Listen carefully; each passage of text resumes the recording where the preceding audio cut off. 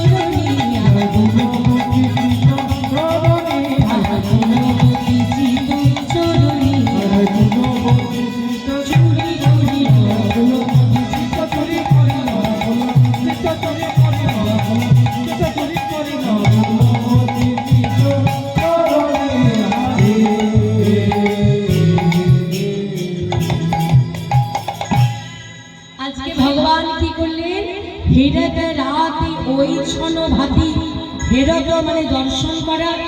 আজকে রাত্রিটাকে দর্শন করলেন প্রাণ গোবিন্দ, আর দর্শন করে আজকে প্রাণ গোবিন্দ মনে মনে চিন্তা করলেন ব্রজগোপীদের মনোবাসনা পূরণ করতে হবে। এই পূরণ করবার কথা শুধু ভাবলেনই না, করলেন কি মুরলিক গান পঞ্চমতান। মুরলিক গান বাঁশি বাজালেন। বাঁশি কয় প্রকার? বাঁশি কয় প্রকার? বাঁশি হলো 3 প্রকার, বেনু, বংশী আর মুরলী। 3 প্রকার বাঁশি। তা 3টে বাঁশি 3 বার বাজে। কখন কখন? বেনু বাজে 2 বার। সকালবেলা যখন গোবিন্দ গোষ্ঠ গোচারণে গমন করেন তখন বেনু বাজান, আর গোষ্ঠ থেকে যখন ফিরে আসেন তখনও বাজান। আর বংশী বাজে প্রত্যেকটা লীলাতে।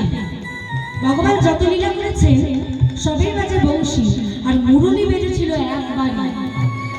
ভগবান যেদিন করেছিলেন রাসলীলা, তাই মুরলীর ধ্বনি যেই না করলেন, মুরলীর ধ্বনির সুরে আজ ভগবান কাম বীজ ছড়িয়ে দিলেন। কাম বীজ, এই কাম বীজ ছড়ালেন, তাহলে কাম বীজ রোপণ হলো কোথায়?